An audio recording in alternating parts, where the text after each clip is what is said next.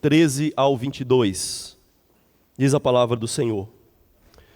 Boaz casou-se com Rute, e ela se tornou a sua mulher. Boaz a possuiu, e o Senhor concedeu que ela engravidasse dele e desse à luz um filho. As mulheres disseram a Noemi: Louvado seja o Senhor, que hoje não a deixou sem resgatador. Que o seu nome seja celebrado em Israel. O menino lhe dará nova vida e a sustentará na velhice, pois é filho da sua nora, que a ama e que lhe é melhor do que 7 filhos. Noemi pôs o menino no colo e passou a cuidar dele. As mulheres da vizinhança celebraram seu nome e disseram: Noemi tem um filho, e deram-lhe o nome de Obed. Este foi o pai de Jessé, pai de Davi. Essa é a história dos antepassados de Davi desde Pérez. Pérez gerou Esrom. Esrom gerou Rão. Rão gerou Aminadab. Aminadab gerou Naasson. Naasson gerou Salmão. Salmão gerou Boaz. Boaz gerou Obed. E Obed gerou Jessé. E Jessé gerou Davi. Meus irmãos, eu sei que há pessoas aqui que têm medo de altura. Eu sei que tem pessoas aqui que têm medo e sentem vertigem em lugares altos. Eu sei que provavelmente tem pessoas aqui que têm medo de avião e que não conseguem embarcar em um. Contudo, irmãos, nós deveríamos gostar de lugares altos. Quando eu trabalhava em uma empresa, às vezes tinha que fazer serviço e manutenção em alarmes em uma torre que ficava em cima de uma serra próxima da minha cidade. E sempre que eu ia fazer lá a manutenção, a checagem do alarme, eu gostava de parar em cima daquela serra, naquela torre, e olhar de lá de cima para a cidade que estava próxima. E gostava não porque a vista era linda, e de fato era e é, mas porque quando você se coloca em um lugar alto assim, você ganha uma perspectiva correta da vida, ganha uma perspectiva correta do tamanho do mundo, da realidade, do seu próprio tamanho, da sua própria pequenez. E principalmente para nós, irmãos, que nos habituamos a lugares fechados, nas nossas casas, nos nossos trabalhos, e principalmente, mais grave ainda, nós que nos limitamos ao nosso próprio umbigo, limitamos a realidade, o mundo, a vida, as pessoas ao nosso próprio umbigo, e achamos que nós somos o centro no qual orbita toda a realidade. Por isso, por causa dessa realidade, faz bem subir em uma montanha e ver o mundo à sua volta. Faz bem subir em um terraço de um prédio, de uma cidade, e ver que a cidade é muito maior do que a sua casa, do que o seu bairro. Faz bem voar em um avião e entender que a nossa pequenez é imensa diante de um mundo muito maior. Então nós deveríamos desejar olhar as coisas de cima. E a finalidade, irmãos, desse final de Rute, desse sermão final, tem o propósito de nos fazer enxergar a vida, a história, de uma perspectiva mais elevada. E então, por causa dessa nova perspectiva, louvar ao Senhor por tudo aquilo que Ele é, por tudo aquilo que Ele faz. O tema para a nossa meditação hoje vai ser: contemple a grandeza do amor leal de Deus. Contemple a grandeza do amor leal de Deus. E para conseguirmos ver essa grandeza do amor de Deus em sua providência, nós vamos olhar o mesmo texto de 3 perspectivas. Nós vamos subir em um prédio e nós vamos olhar a casa, a família de Boaz, de Rute e de Noemi. Depois nós vamos tomar um avião e nós vamos enxergar um plano maior da terra de Israel. E por fim nós vamos embarcar numa espaçonave e nós vamos ver a terra e o cosmo à sua volta. Primeiro, irmãos, nós precisamos entender como que a história de Ruth, o livro de Ruth, ele está muito bem estruturado. Às vezes a gente acha que os autores meramente fechavam os olhos e começavam a psicografar as cartas, os seus livros. Mas não. As cartas e os livros da Bíblia foram inspirados pelo Senhor, mas foram cuidadosamente redigidos pelos autores humanos, movidos, como diz o apóstolo Pedro, pelo Espírito, o Espírito dele. E nós vemos isso em Ruth. Em Ruth nós temos uma estrutura bela em todo o livro, uma estrutura espelhada, em que o livro e o enredo ele vai avançando, e você vai ver então de ambos os lados um espelhamento, uma semelhança de ideias, de palavras, na própria estrutura do texto. Você primeiro tem um prólogo, ali no capítulo 1, verso 1 a 5, e você ali vai observar que você tem a história passada da família de Noemi. Mas do outro lado, no fim do texto, que é o texto que nós estamos hoje, você vai ter um epílogo, e você vai ter também a história da família de Noemi, passada e futura. Se na primeira parte você tem uma ênfase na morte, nessa segunda parte, no final do texto, você tem uma ênfase no nascimento, na vida. Na primeira parte você tem ali 10 anos de inférteis em Moabe, mas no final você tem 10 nomes da genealogia de Israel. No início você tem um homem chamado Elimeleque. Deus é o meu rei. Esse é o significado do nome dele. E você termina o livro com o nome de um rei, Davi. Um rei que Deus levantaria para o futuro do seu povo. E você vai avançando no livro, no segundo ato, capítulo 1, versos 6 a 22, e você vai ver que Deus age dando pão à casa do pão, dando pão a Belém. A casa do pão estava sem pão e Deus visita. O texto deixa bem claro que Deus agiu e que foi notória a ação do Senhor. E quando você vai lá para o final também, você vai ver a semelhança, a simetria, quando Yahvé novamente age dando concepção. Você observa na estrutura que em ambos os lados há 3 diálogos. Na verdade, há um diálogo de 3 vias. Na primeira parte, Noemi, Orfa e Ruth. Na segunda parte, Boaz, fulano e os anciãos. Você vai observar que tem um contraste também entre Ruth e Orfa, 2 irmãs, as 2 noras de Noemi. Do outro lado, você tem um contraste entre Boaz e o fulano, o homem sem nome, o resgatador que abriu mão do seu papel e ficou no esquecimento. Orfa retrocede, cai no esquecimento, nunca mais é mencionada na história. O fulano cai no esquecimento, e nem mesmo o seu nome também sabemos. Ruth, de um lado, decide ir com Noemi para a terra dela. E do outro lado, você vê Boaz, que decide resgatar a terra de Noemi. De um lado, você vê a fala das mulheres de Belém, quando Noemi chega à cidade. Essa é Noemi.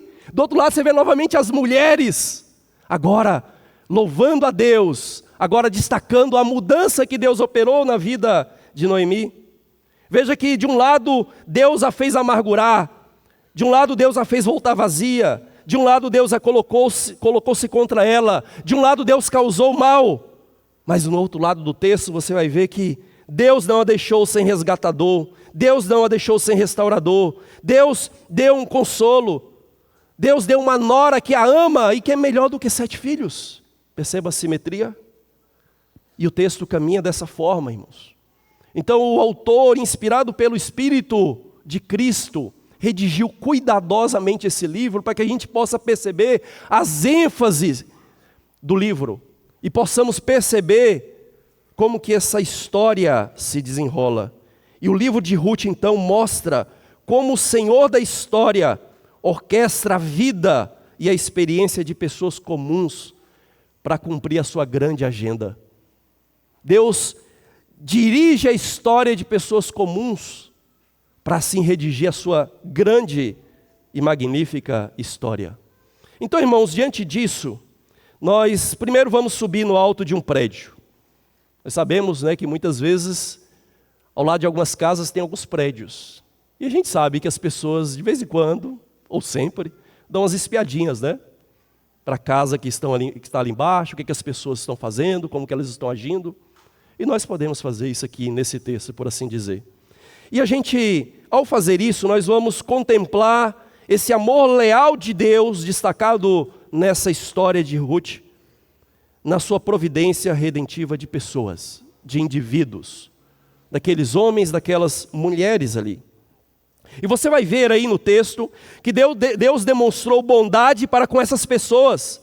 Veja que Boaz, o solteirão de meia idade, ele ganhou uma esposa. Ruth, a viúva moabita, ganhou um esposo protetor, como Noemi havia orado no início do livro. Noemi, a amargurada, agora arrendou a sua terra para ter sustento e ganhou ainda um neto. Sem falar do genro e ali da sua filha, aquela mulher que era melhor do que 7 filhos.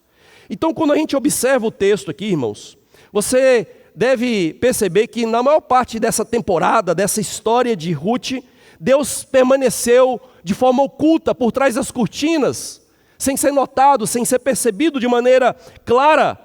Só que Deus, conforme o narrador, inspirado pelo Espírito, nos mostra, ele estava sempre agindo. E a gente vê essa sugestão quando você vê que Ruth, por acaso, o texto diz mesmo por acaso, é a perspectiva humana.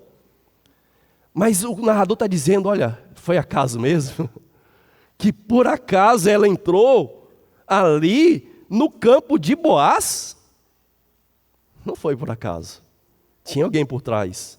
Aí Boaz chega no campo enquanto Ruth ainda estava lá. Por acaso. Por acaso mesmo? Ou tinha alguém por trás das cortinas, dirigindo toda a história? E então Boaz, ele sai da eira, entra na cidade, para no portão da cidade, que era a praça pública, essa ideia, Não era uma mera portinha, era amplo, tinha assentos, tinha tudo ali para as pessoas ficarem, haverem julgamentos, haverem deliberações. E Boaz chega à porta da cidade e de repente quem aparece? O fulano. Fulano passa na hora. E tudo isso para mostrar que tinha um Deus conduzindo a história. Quando Deus estava dirigindo.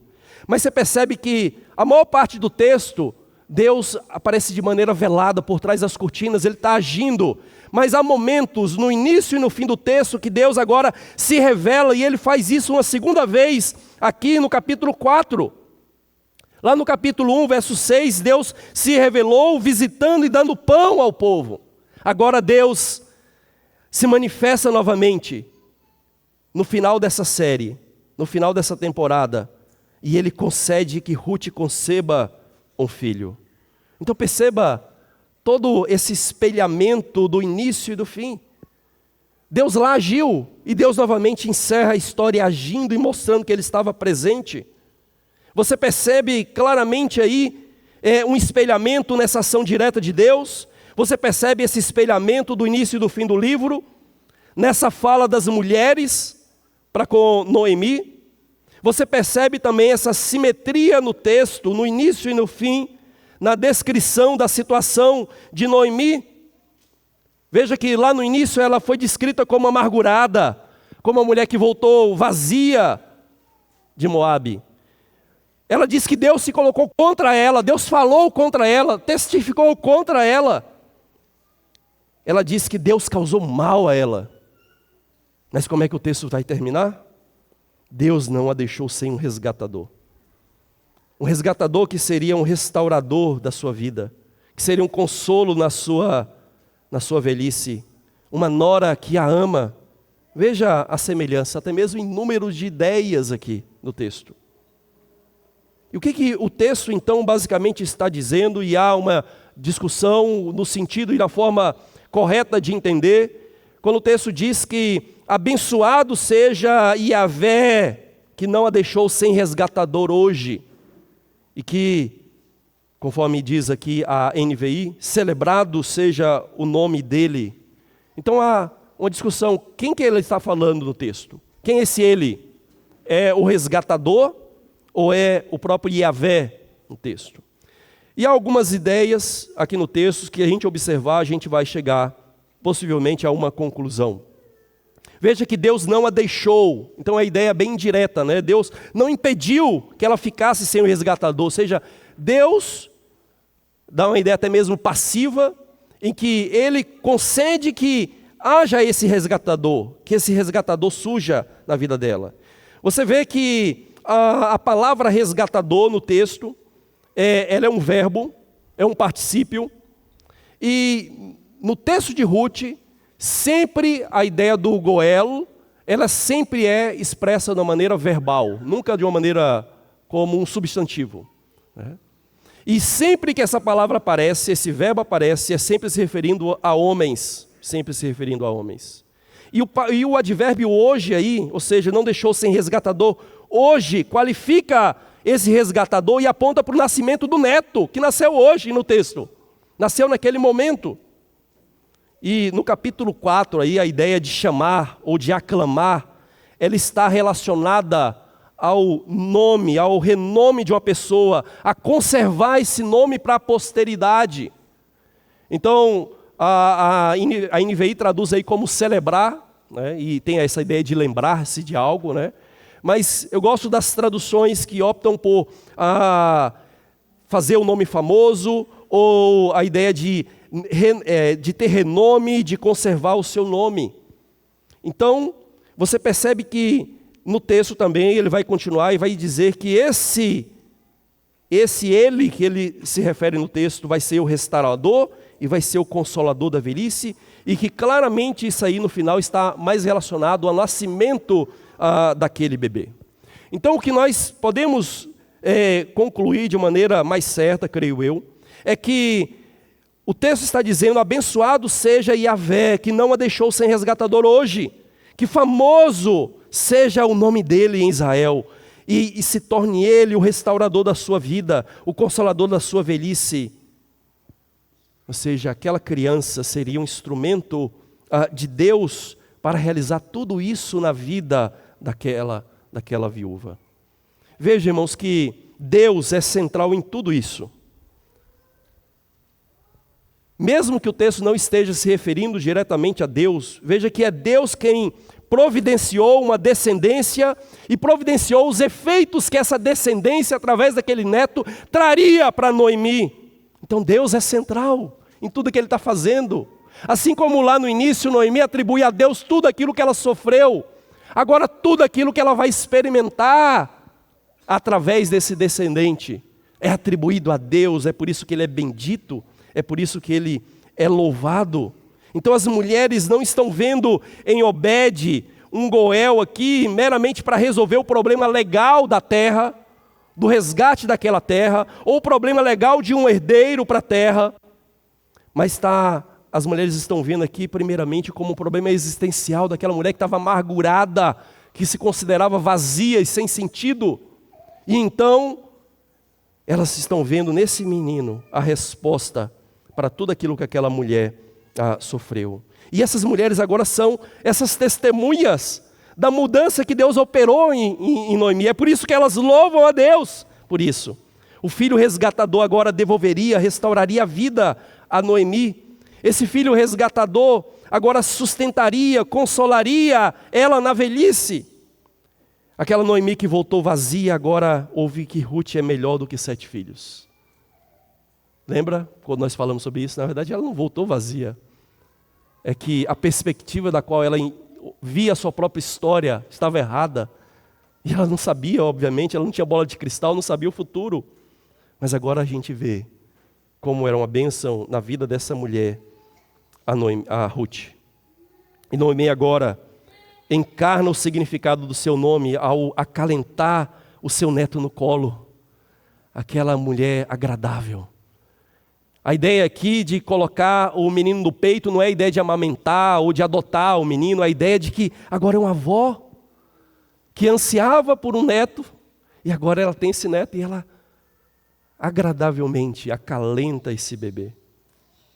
E acima de tudo ela percebe nesse bebê a sua descendência futura, a sua posteridade, conforme a lei de Deus estabeleceu. Então, irmão, você percebe que, no primeiro nível, a história está narrando, mostrando como Deus agiu na vida daquelas pessoas, como Deus reverteu a situação daquelas mulheres, e como que Deus providenciou uma redenção, uma restauração na vida delas. Só que agora nós precisamos de um plano maior, para termos uma perspectiva melhor, para a gente subir mais alto. Vamos pegar um avião e nós vamos contemplar esse amor leal de Deus no texto, na providência redentiva de Israel. Como que esse texto, na verdade, o enfoque não é tratar da vida particular, pessoal de Noemi, de Ruth, de Boaz ou de qualquer pessoa que seja, mas de um plano mais elevado. Esse texto nos mostra esse amor leal de Deus na sua providência redentiva de Israel, e essa é a grande ênfase do texto. Então, Ruth não é uma história de romance entre uma viúva jovem e um solteirão de meia-idade, por melhor que isso possa parecer para alguns. E eu sei que muitos pregam dessa maneira, irmãos, eu sei que é assim. Talvez alguns possam pregar até mesmo no texto de Ruth, como seduzir um homem. Mas é isso que a história se propõe a narrar? Esse é o grande objetivo da história? O que a história que temos nesse livro, que foi habilidosamente construída pelo autor, visando a um fim maior, nos mostra. E, na verdade, essa história, ela explica para o povo de Deus, como que saindo daqueles dias tenebrosos dos juízes, você consegue então ter um rei como Davi. Como surgiu um Davi a partir daqueles dias dos juízes? Não é assim que a história começa nos dias dos juízes? Como que ali naqueles dias tenebrosos, que parecia que Deus não estava presente porque as pessoas ignoravam a Deus, como que Deus estava providenciando redenção para o seu povo? E alguns intérpretes, irmãos, observam muito bem que Ruth é como se fosse um microcosmos de Gênesis. Você vai ver muitas ideias lá do livro de Gênesis, relacionadas ao povo de Deus, repetidas aqui no livro de Ruth.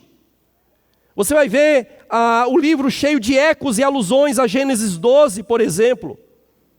Você vai ver que Ruth ecoa o próprio Abraão, que deixou a sua terra, deixou a sua parentela, deixou os seus deuses, e foi para uma terra que Deus mostraria para ele.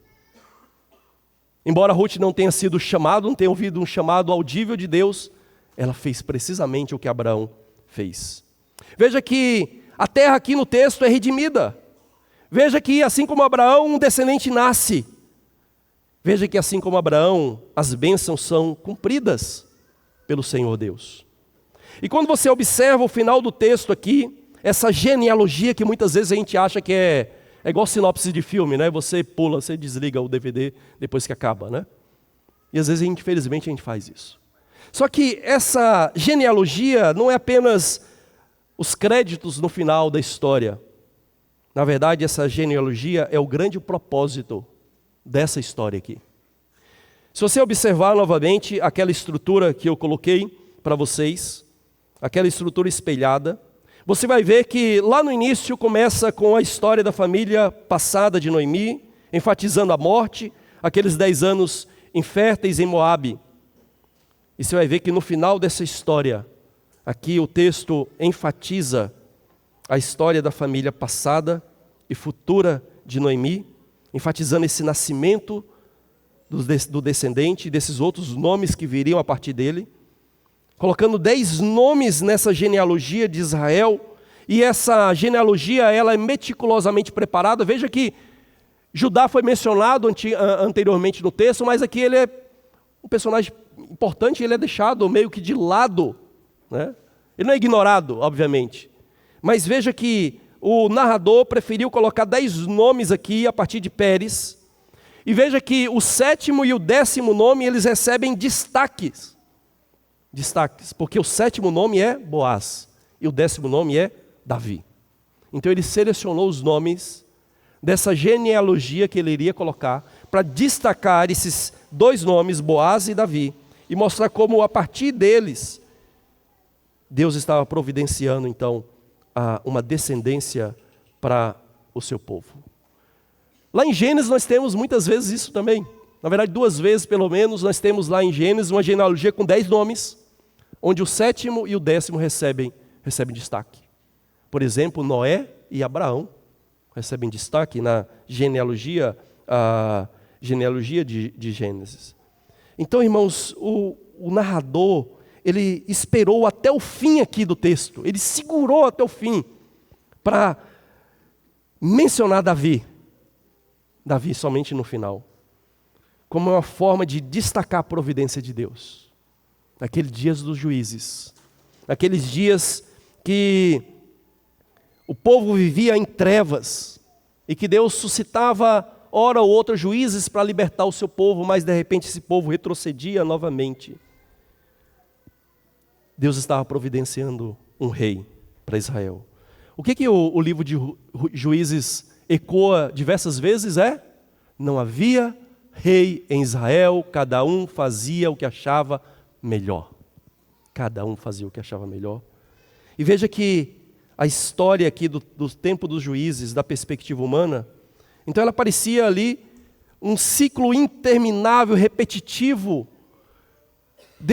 O povo desobedece, Deus provê um juiz, resgata aquele povo, e o povo depois desobedece de novo. Parece que não avança, as coisas não andam. E o que a história de Ruth nos mostra é que, da perspectiva humana, parecia não estar avançando, mas Deus estava ali, nos bastidores, conduzindo a história de Israel, conduzindo a história do seu povo. Deus estava avançando providencialmente o seu plano redentivo na história daquele povo, irmãos. Então perceba que na estrutura do livro, e o livro não apresenta uma quebra clara, porque normalmente essa estrutura espelhada ela tem um núcleo central que faz essa virada de chave, essa mudança de direção. E muitos entendem que não há esse ponto alto do texto que marca essa virada, para enfatizar justamente o final.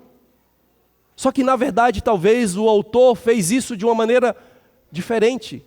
Porque lá no final do ato 2, no capítulo 2, verso 20, você vai ver um ponto alto sim do texto. Embora não tão destacado como às vezes a gente encontra nessas estruturas. E o ponto alto ali é quando Noemi bendiz o nome de Yahvé, porque não a deixou sem resgatador. Noemi bendiz ali o amor leal de Deus. Uma palavra que é difícil traduzir do hebraico, porque não tem equivalente na nossa língua. E Noemi louva a Deus por seu amor leal para com vivos e para com mortos. E veja que vivos e mortos fecha essas duas partes, o início e o fim do livro. E Deus está mostrando lealdade com o seu povo.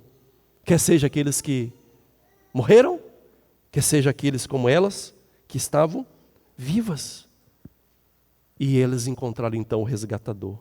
Então o texto, ele destaca esse ponto na história, e para mostrar que a lealdade de Deus, do amor de Deus na sua aliança, é demonstrada quando Deus está cuidando da sua história. Quando Deus está fazendo a história avançar. E quando Deus está provendo um descendente. Por isso que as genealogias na Bíblia são importantes. Porque está mostrando Deus preservando um povo. Deus está guardando aquele povo. Deus está cumprindo a aliança dele com Abraão. Então não pule mais as genealogias como às vezes eu sei que você já fez. Leia com essa perspectiva de Deus cuidando, guardando, dando descendência e cumprindo o seu propósito com Israel. Só que a história não é só isso, irmãos. Há ainda um plano maior pelo qual nós podemos olhar essa história de Ruth. E através desse plano maior, mais elevado, nós podemos contemplar o amor leal de Deus na providência redentiva do mundo. Do mundo.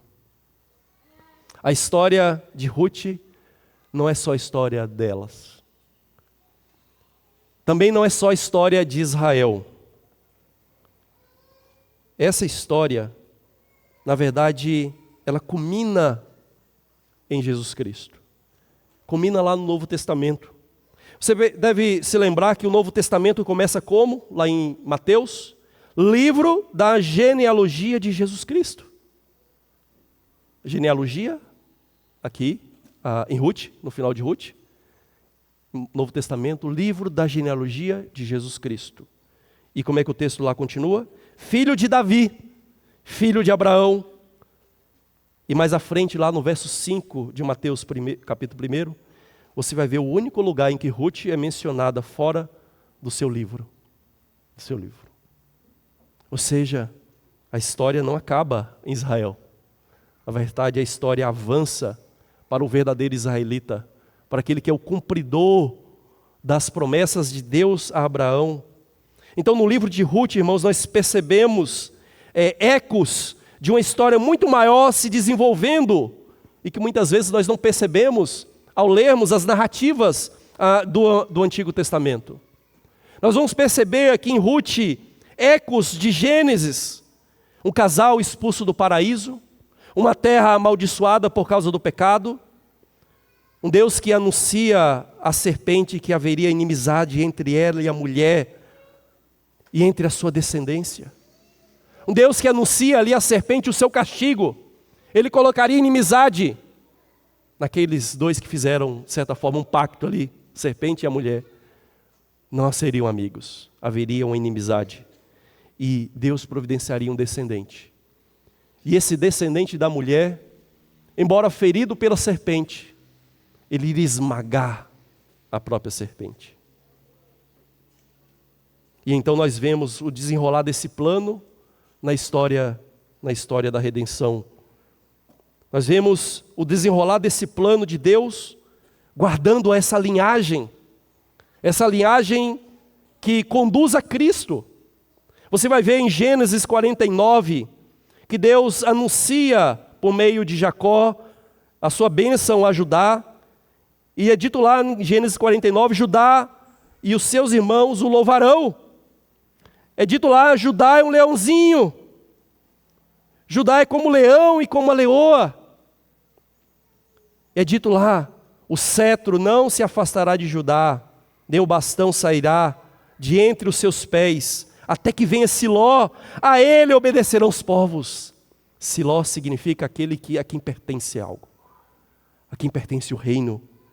Então o cetro, o reino não seria afastado de Judá, até que viesse esse Siló. Esse é o prometido rei, é ele a quem os povos, o mundo iria obedecer.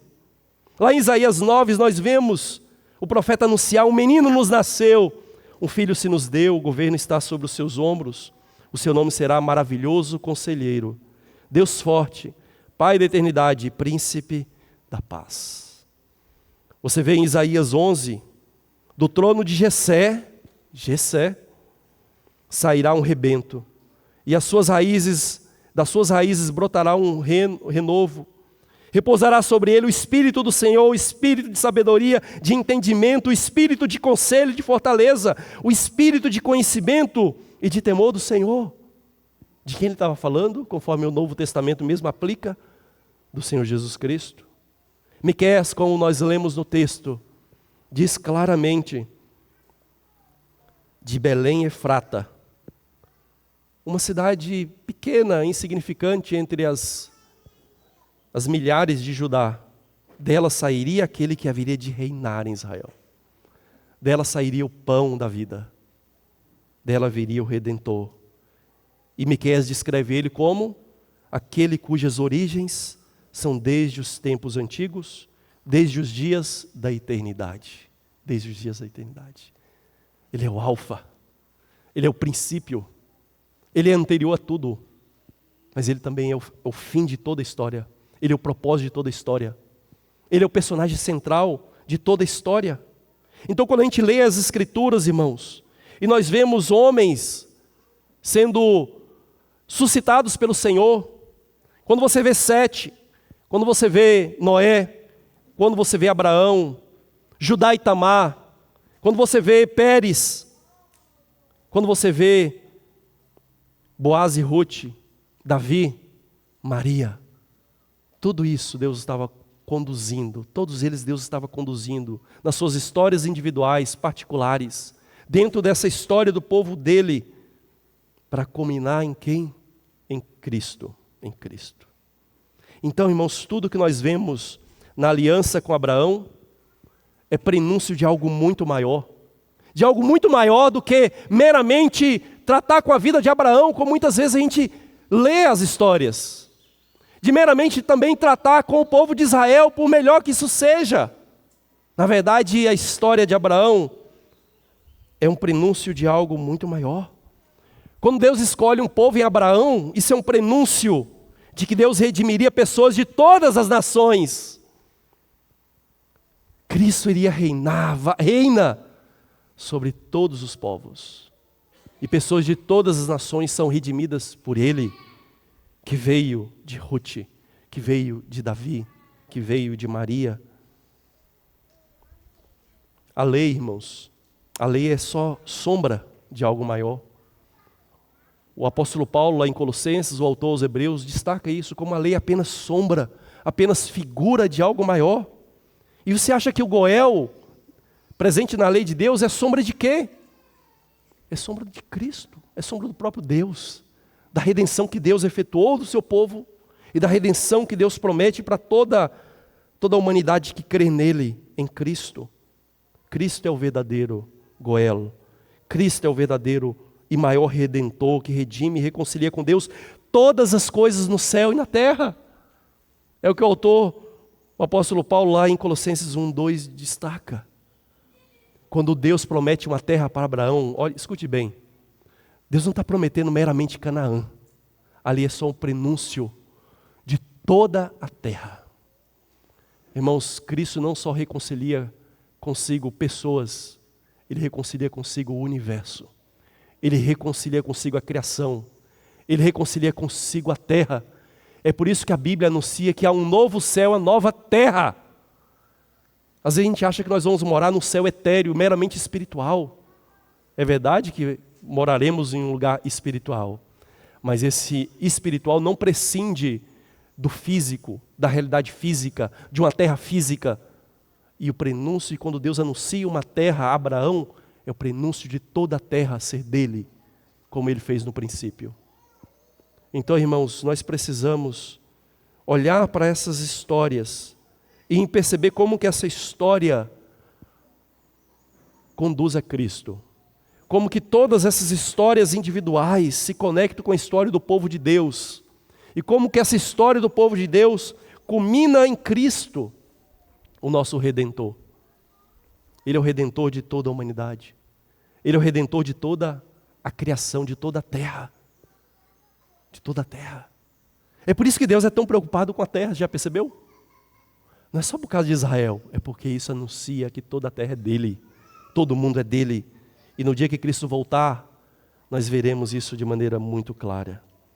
Então, queridos, como eu disse no início, o nosso propósito é enxergar a vida e a história de um ponto de referência mais alto, mais elevado. E ao enxergarmos a história e a nossa própria vida dessa referência, desse ponto de referência mais elevado, louvarmos o Senhor pela sua lealdade, pelo seu reset, pelo seu amor leal, pela sua benignidade, pela sua bondade para conosco. Então nós precisamos perceber, irmãos, que as narrativas devem ser vistas nesses 3 níveis. No primeiro nível, a história de indivíduos, sim. No segundo nível, a história de Israel. Mas nesse terceiro e maior nível, a história da redenção cósmica. A metanarrativa. A história que Deus escreveu, não só para indivíduos, mas para tudo aquilo que Ele criou. E o livro de Ruth demonstra isso. O livro de Ruth procura mostrar essa lealdade de Deus, a sua aliança, as suas promessas. É por isso que lá no centro do livro está lá esse louvor a esse Deus que foi leal com vivos e mortos. E esse povo que foi conduzido por Deus, além daquilo que eles poderiam perceber de uma perspectiva humana finita. Você acha que Noemi percebia o que iria acontecer? Na verdade, ela morreu antes de Davi vir. Ela não viu isso acontecer. Mas sabe o que é legal? Talvez hoje ela já saiba, né? Com o Senhor. Talvez o Senhor já tenha mostrado, olha tudo aquilo que eu fiz através de você que se julgava amargurada. Olha o que eu fiz através daquela moabita, que era de um povo amaldiçoado. Deus fez grandes coisas, além daquilo que seres humanos poderiam perceber na sua perspectiva finita. E Deus faz isso também com a nossa própria história, irmãos. E no final aqui, nós percebemos que Deus estava o tempo todo ocupado com esses planos mais elevados. O que estava em jogo não era apenas essas viúvas, esse solteirão. O que estava em jogo era uma história maior. E aquelas bênçãos ali dos anciãos, a oração daquelas mulheres de Belém, se cumpriram muito tempo depois em Davi. A gente percebe na Bíblia que muitas vezes homens falam algumas coisas que eles nem mesmo têm consciência do que eles falaram. Você vê isso no próprio sumo sacerdote, quando ele anuncia que é melhor que um homem morra por toda a nação do que toda a nação perecer. E é dito no texto que ele falou isso não de si mesmo, mas ele falou porque ele era sumo sacerdote. Ele falou da parte do Senhor. E tem assim também esses anciãos. A bênção que eles pronunciam, que eles não têm ideia dos desdobramentos dessa bênção, dos desdobramentos dessas orações. Se cumpre em Davi e se cumpre de maneira suprema em Jesus Cristo. Então, queridos, para a gente encerrar, qual que é a relevância disso aqui para nós? Além daquilo que nós já pontuamos. Eu quero destacar 3 coisas aqui para terminarmos. Primeiro, essa história da redenção evidencia de maneira muito clara a inspiração e a inerrância da Bíblia Sagrada. Irmãos, eu sei que tem muitos argumentos do porquê a Bíblia é inspirada. A gente pode pegar muitos argumentos excelentes, e eu já me baseei muito neles, para solidificar minha própria fé na Escritura, na Palavra de Deus. Mas para mim, o maior argumento e a maior demonstração da inspiração da Escritura é quando eu vejo essa metanarrativa, é quando eu vejo essa história da redenção, é quando eu vejo a Bíblia não como histórias desconexas, não como histórias de homens individuais e mulheres individuais, de pecadores sujos, depravados. É quando eu vejo como que essas histórias individuais, na verdade, elas compõem uma grande história, com começo, meio e fim. Isso para mim é a maior demonstração de que a Bíblia não é um livro meramente humano. Deus usou homens, moveu homens, mas ainda é a palavra dele. É inspirada, e porque é inspirada, ela tem que ser inerrante. Do contrário, não valeria de nada. Não valeria de nada. Mas em segundo lugar, o que nós percebemos com isso aqui, irmãos, é que a história avança. Às vezes pode parecer que o mundo é um ciclo interminável de repetições, de questões sociais que surgem, desaparecem, surgem de novo, de problemas econômicos que surgem, da bolsa que sobe, depois despenca, depois sobe de novo, despenca de novo, das crises que vêm, das crises que vão, das pandemias que vêm, das pandemias que vão, das guerras que vêm, guerras que vão. Parece que não termina, parece que não avança, mas a história avança, porque tem um condutor da história, ele está dirigindo a história. Assim como no tempo do juiz poderia parecer que não avançava, mas avança, porque ele é Deus, porque ele é o Senhor de tudo, porque ele é o Senhor da história.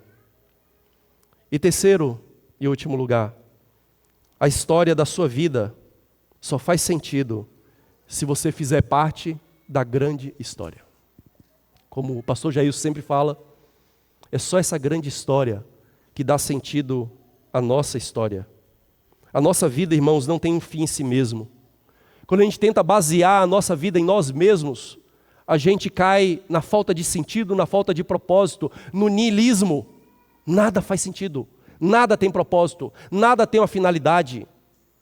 É simplesmente comer, beber e morrer. Simplesmente isso. E nós só encontramos o nosso lugar no mundo ao sermos parte dessa grande história de Deus. E como Ruth, você também pode ser inserido nessa história, sabia?